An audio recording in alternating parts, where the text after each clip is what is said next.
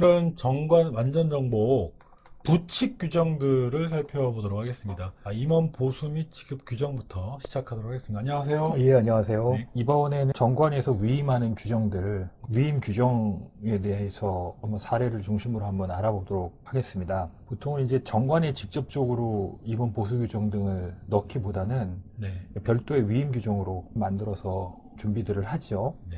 그래서 그 임원 구성이 되게 단순하고 복잡하지 않은 경우에는 이 규정 자체는 세무적 이슈에만 관계된 수준의 규정이면 될 것 같고요. 그렇지만 네. 반면에 이게 단순히 과세당국의 세무 대응 이슈가 아니라 이제 실질적으로 임원에 대한 네.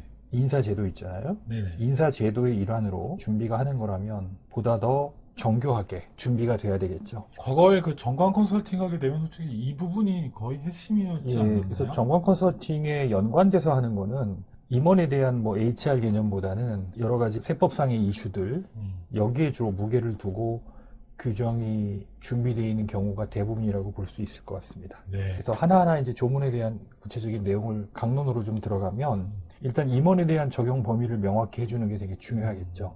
세법상의 임원은 뭐 단순히 상법상의 임원뿐만 아니라 실질적으로 이제 임원의 역할을 하는 모든 대상을 임원으로 정의하고 있기 때문에 임원에 대한 보수지급 규정의 구체적인 적용 대상을 명확히 명시해 놓는 게 되게 중요할 것 같습니다. 여기는 보니까 등기 임원하고 예, 그래서 이제 네. 여기 같은 경우는 이제 등기 임원하고 네. 법인세법 시행령에 따른 상근인자를 말한다라고 네네. 되어 있습니다. 그래서 이제 등기부등본에 등재되어 있는 임원과 더불어서 아까 위에서 말씀드린 임원의 역할을 하는 등기는 안 돼 있지만 실질 업무를 수행하고 있는 그렇죠. 임원의 아. 업무를 수행하고 있는 작게 다 포함을 한다라고 대상을 한 겁니다. 그런데 이제 우리는 선임된 임원만 하겠다라고 하면 이제 뒷부분은 빼도 상관은 없겠죠. 이건 조절할 수가 있는 그렇죠. 거군요. 그렇지만 선임된 등기 임원만 적용한다고 해놓고 네. 실질에서는 네. 비등기 임원이지만 실질적인 업무를 등기 임원의 업무를 수행하는 네. 그런 역할을 한다면 네. 그건 여전히 논란의 대상이 될 수가 있는 거죠. 그러면 질문이 있는데 만약에 등기 임원에 한정한다라고 정관에는 규정을 해놨는데 네. 비등기 임원인 사람이 비특수한 개인이에요. 네. 예를 들어서 근데 실질적인 임원의 역할을 했습니다. 네. 그러면 당연히 이 부분에 대한 이 규정도 뭐 예를 들면 뭐 보수 규정이나 적용된다고 볼 수 있나요? 그렇죠. 왜냐하면 이제 실제 등기가 돼 있고 안 되고의 차이는 있지만 임원의 역할을 전반적으로 수행하고 있다면 이제 법인세법에서 임원의 역할은 굉장히 포괄적으로 보고 있기 때문에 네. 뭐 그 사람도 나도 임원의 역할을 했다라고 주장할 수 있어요. 그래서 등기 임원에 준하는 보수를 받아야 되겠다고 요청할 수는 있겠죠. 네. 근데 이제 우리 규정에는 등기 임원만 적용한다고 돼 있어요. 여기서 이제 분명히 이제 그런 분쟁이 생길 수 있습니다. 네. 그래서 만약에 이제 그런 등기는 안 했지만 임원에 준하는 역할과 책임을 커버하고 있다면 네. 그 사람도 이 임원 보수 지급 규정 대상에 포함시키는 게 낫겠죠. 그렇군요. 네, 그렇습니다. 아니면은 이제 그분들은 이제 직원은 아니라면 그리고 실제 임원이지만 등기만 안 돼 있다면 이분들은 이제 별도의 약정서를 쓸 수도 있겠죠. 별도 약정서. 예, 별도의 이제 비등기 임원이지만 상근 임원으로 위촉하는 계약서를 써서 그 별도의 계약에 따라서 여기 밑에 보면은 별도의 규정이 있는 경우라고 얘기 있잖아요. 네. 그 규정을 우선해서 적용받을 수도 있다. 네. 네. 이런 규정이 있기 때문에 네. 예를 들어서 이제 비등기 임원은 별도의 연봉계약서를 작성해서 퇴직금이 없는 걸로 할 수도 있는 거고요. 근데 이제 이런 경우도 있습니다. 회사의 형편, 회사가 여건 때문에 어쩔 수 없이 등기된 경우 있잖아요. 실은 근로자인 경우. 네. 이런 경우는 이제 근로계약서에 의해서 적용을 한다. 라고 분명히 이것도 명시할 필요는 있죠. 그렇지만 이런 경우에도 당사자는 내가 임원의 역할을 했다고 주장을 할 거고 회사는 근로자에 의한 역할을 했고 근로계약서를 썼다라고 주장을 한다면 이런 것들은 결국 이제 법률적으로 뭔가 교통정리가 필요한 상황이 될 수밖에 없는 거죠. 자, 다음은 이제 보수의 대상 기관과 구성을 한번 알아볼까요? 통상적으로 이제 연초부터 연말까지를 보통 대상 기관으로 하고요. 여기 임원 보수 지급 규정에서 말하는 임원의 보수는 퇴직금과 유족보상금을 제외한 급여와 상여금만을 보통 대상으로 합니다. 그리고 합의에 의해서 변경할 수 있다. 당연히 변경 가능하겠죠. 보수의 한도는 보수의 한도를 이걸 정관에 직접 명기해 놓을 수도 있고요. 네.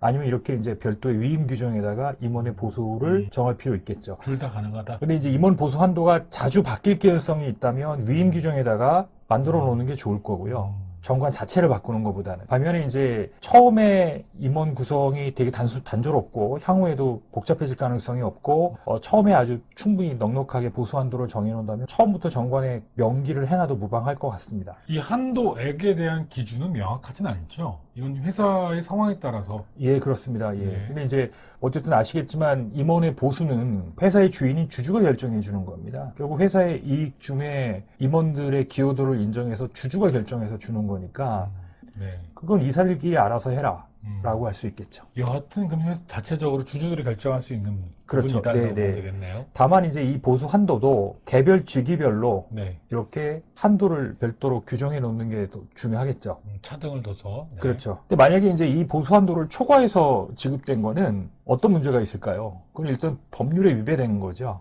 부인당하겠죠. 예, 그렇죠. 예. 그건 이제 당연히 부인당할 수밖에 네. 없습니다. 자, 그런데 이렇게 보수 한도는 정해놨다고 해서 그 보수 한도에 그럼 줬다고 문제가 없는 게 아니라는 거예요. 설사 보수 한도 정해져 있다는 건 단순한 필요 조건, 충분 조건은 뭐가 있을까요? 과연 그 사람이 그 해당하는 직위에 걸맞는 역할과 책임을 수행해서 상대적으로 합리성을 수반한 그런 제도하에 받았냐가 되게 중요하겠죠. 성과에 대한 근거나 그렇죠. 그런 제가 것들이- 늘 말씀드리지만 네. 성과와의 어떤 인과관계 또는 상관관계 되게 중요하다. 예, 그래서 중소기업이라 하더라도 연초에 KPI 같은 걸 정해서 그 KPI를 어느 정도 달성했는지에 따라서 급여 체계를 갖거나 아니면 네. 이런 걸 운영할 자신이 없어요. 그러면 아예 그냥 공무원들처럼 연 단위로 그냥 호봉제 테이블 만들어서 그냥 기계적으로 호봉만큼 올리든가 네. 둘 중에 하나를 선택하는 게 좋겠죠. 네. 단순히 지금 제가 말씀드리는 거는 세무적인 관점에서 얘기해요. 이제 시적으로 이거를 임원의 어떻든 간에 근로 의욕을 고취하고 임원의 성과 능력을 제고한다면 KPI를 만들어서 운용하는 게 더 낫겠죠. 네. 보수 한도는 다음 세 번째 항은 임원의 보수는 매년 이사회 결의로 결정합니다. 이거는 보수 한도를 결정한다는 의미가 아니에요. 네. 보수 한도는 여기 정해져 있는 거고요. 음. 그 보수 한도 내에서의 임원의 보수는 이사회에서 결정한다. 음. 큰 틀에서 한도만 정해주면 되는 거고 주주들은 그걸 나누는 방법에 있어서는 이제 이사회가 결정을 하라라는 의미입니다. 그 금액은 이제 그렇죠. 이사회 세라는 그리고 그 얘기죠. 확정된 내용은 임원 보수 계약서에 기재토록 한다라는 이제 가장 기본적인 조건은 구비하셔야 됩니다. 연도 중에 잔여 기간에 대한 보수 변동 사항이 있을 경우에는 다시 이사회를 열어서 그 내용을 확정하고요. 확정된 내용에 따라서 임원 보수 계약서를 수정하셔야 되겠죠. 자, 임원 급여 중에 제일 중요한 게 이제 기본급이라고 할 수 있습니다. 이 기본급이라는 건 아시겠지만 이제 모든 상여금의 기본이 되는 급여예요. 네네. 기본적 급여를 말하는 거죠. 그래서 이제 보통은 기본급만 가지고 있는 기업들도 있고요. 기본급 외에 우리가 보통 재수당이라고 하죠. 네. 재수당을 별도로 첨가해서 급여를 주는 경우도 있죠. 네. 그러니까 지금 말하는 임원은 근로자가 아니기 때문에 지금 근로기준법상의 얘기를 드리는 게 아니에요. 이건 이제 회사가 정하기 나름입니다. 근데 보통 회사의 임원이 이제 오너 같은 경우 별도의 수당을 가져가기보다는 그냥 기본급으로 책정하는 게 나을 것 같고요. 제 개인적 사견으로는. 반면에 이제 임원이 되게 많다. 임원이 상대적으로 어느 정도 이사회 구성이 된다. 그리고 실질적으로 이 이사회 구성원인 임원들이 개별적으로 상근임에서 각자의 역할을 한다. 라고 하면은 기본급 외에 재수당을 더 첨부해서 그 역할에 따른 직무수당을 더 준다든가 약간 그런 식으로 운용하는 게 더 유연성이 있겠죠. 그리고 이제 이 규정에는 저 같은 경우는 기본급에 있어서는 호봉 테이블에 의해서 호봉제로 운용하겠다. 자, 이것도 다분히 세무의식한 거예요. 왜냐면 이제 니네 급여가 연봉제냐, 호봉제냐. 논란이 있잖아요. 네. 이 연봉제라는 거는 세법상에서 연봉제라는 거는 미래의 퇴직금을 다 포함해서 준 거기 때문에 모든 서류에다 연봉제라고 하고 퇴직금에 대한 언급이 없으면 퇴직금을 연봉에 포함시켜서 준 게 돼버리니까 그렇게 되면 나중에 퇴직금 정산할 때 퇴직금 이중지급의 논란이 될 수 있거든요.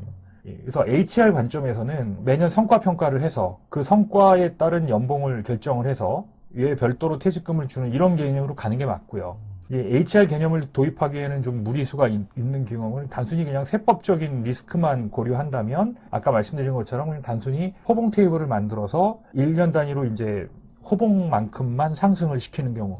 근데 만약에 이제 어느 특정한 달에 물가 상승률이 되게 높았다든가 아니면 회사에 특별한 성장이 있었다든가 하는 경우는 호봉을 2호봉이든 3호봉이든 한 2단계, 3단계 더 테이크업 시키는 부분은 그거는 별도로 회사가 결정해서 할 수 있겠죠. 다섯 번째 이제 기본급입니다. 기본급은 주주총회에서 승인된 금액의 범위 안에서 개인별 연봉을 기초로 업종도 반영하여 이사회에서 개인별 향후 1년간의 연봉을 결정한다. 뭐 이렇게 되어 있습니다. 그래서 아까 제가 이제 위에서는 호봉제를 말씀드렸잖아요. 네네. 업적 성과를 반영하는 경우에도 호봉제를 운영할 수 있는 거죠. 왜냐하면 올해는 1호봉이 아니라 2호봉을 더 올린다. 3호봉을 더 올린다 해서 호봉의 승급 단계를 더 높여서 업적 성과를 반영하는 방법을 도입할 수도 있겠죠. 두 번째 같은 경우는 1년간의 연봉은 직전 연도 결산 재무제표가 확정된 이후에 결정하여야 한다. 뭐 아주 기본적인 내용들이고요. 근데 2개월 이내에 결정해야 된다라는 게 딱 무슨 뭐 정해져 있는 건 아니죠? 뭐 그건 아닙니다. 근데 이제 보통 우리가 결산 재무제표가 3월에 확정되잖아요. 네네. 그게 문구라고 봐야 되죠.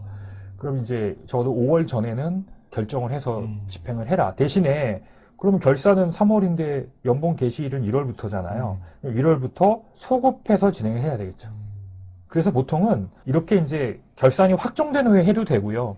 아니면 이제 가결산 자료를 갖고 지급을 한다 해도 무방할 것 같습니다. 이건 기업이 자체적으로 결정하면 될 문제인 것 같고요. 자, 6조를 한번 볼까요? 급여의 계산은 매월 초일부터 말일까지 뭐 기본적인 내용들입니다. 그래서 사망 같은 경우 가불이죠, 가불. 직원으로 따지면 가불입니다. 근데 이렇게 이제 선급이라는 개념을 명확히 하고 이거에 대한 증빙을 안 남겨놓으면 이거는 뭐가 될까요? 가지급금이 되겠죠. 대표가 정한해야 돼. 물론 이렇게 선급해 주는 것도 회계상으로는 가지급금이에요. 예, 그렇지만 어떻게 보면 이제 보수를 먼저 준 거기 때문에 어떻게 되겠습니까? 그 보수 지급일이 도래하면 가지급금이 이제 제 급여로 정상적으로 대체가 되겠죠. 일할 계산이나 이런 부분들은 보시면 알 것 같고. 자, 아까 제가 말씀드렸듯이 임원이 구성이 다변화되어 있지 않다면 심플하고 단순하다.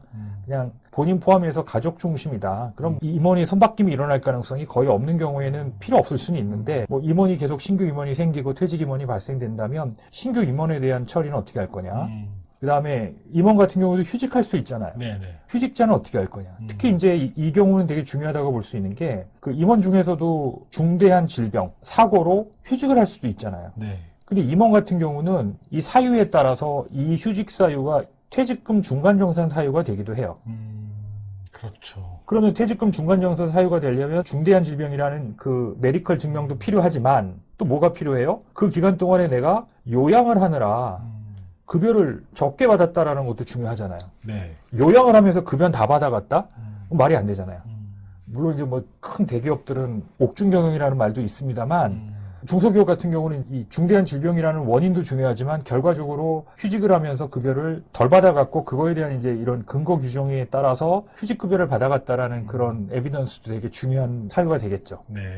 복직자는 언제부터 급여를 어떻게 반영할 거냐라는 부분. 그 다음에 혹시라도 임원 중에서 징계 처분에 따라서 이제 정직이 될 경우에는 급여를 어떻게 지급할 것이냐. 그 다음에 이제 퇴직자 같은 경우에는 퇴직 시점에 따라서 급여를 어떻게 지급할 거냐. 재임 중 사망하는 자의 급여는 어떻게 지급할 것이냐. 물론 임원 구성이 복잡하지 않더라도 이런 규정들은 다 필요 조건으로 있어야 된다는 거죠. 기본적으로 디폴트 값으로 있어야 된다. 네, 그렇게 해석을 하는 게 맞습니다. 오늘은 위임 규정 중에서 임원에 대한 보수와 급여에 대해서 간단하게 살펴봤습니다. 자, 다음 시간에는 임원에 대한 상여금에 관련된 부분부터 다시 시작하도록 하겠습니다. 오늘 방송 고맙습니다. 네, 감사합니다.